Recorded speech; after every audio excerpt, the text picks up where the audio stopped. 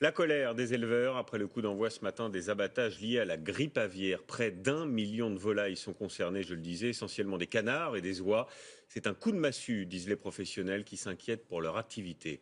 Anne-Claire Poignard avec notre bureau à Toulouse. Des éleveurs inquiets et en colère. Au pied de la préfecture du Gers, ils sont quelques dizaines.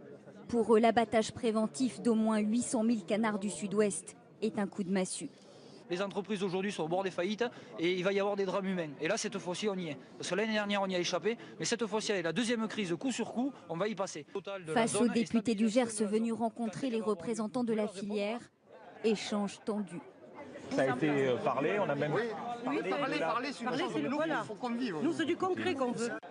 Car l'État promet une indemnisation mais ne dit pas quand elle sera versée. 4 départements, 150 communes sont concernées par les abattages. Selon le ministère de l'Agriculture, c'est la seule solution pour tenter de contenir l'épidémie du virus H5N8 qui frappe actuellement une centaine d'élevages. Un virus non transmissible à l'homme mais très agressif. Dans cette exploitation, 32 000 bêtes sont parties ce matin vers les abattoirs, sous les yeux de cet éleveur. Et ça te fait mal au ventre de falloir arrêter. Après, il y a le problème des salariés quand même. On a 17 salariés en plein temps. La filière, déjà durement touchée par une première crise en début d'année, évoque ce soir des pertes estimées à près de 80 millions d'euros. Oui, un virus qu'on dit particulièrement virulent. Bonsoir Isabelle de Lyon. Est-ce qu'avec cette mesure d'abattage massif, l'épidémie est cette fois maîtrisée ?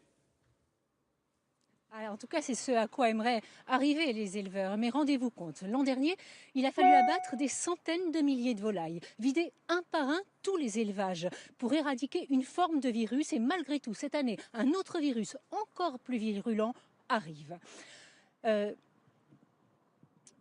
Pardon, excusez-moi. Il faut savoir que nous sommes dans une zone de migration. Il faut savoir que nous sommes dans une zone de migration d'oiseaux sauvages. Et donc, ces oiseaux passent au-dessus des élevages. Ils transportent le virus. Et dans ces conditions, évidemment, il est difficile de maîtriser complètement la situation. Merci Isabelle pour ces précisions.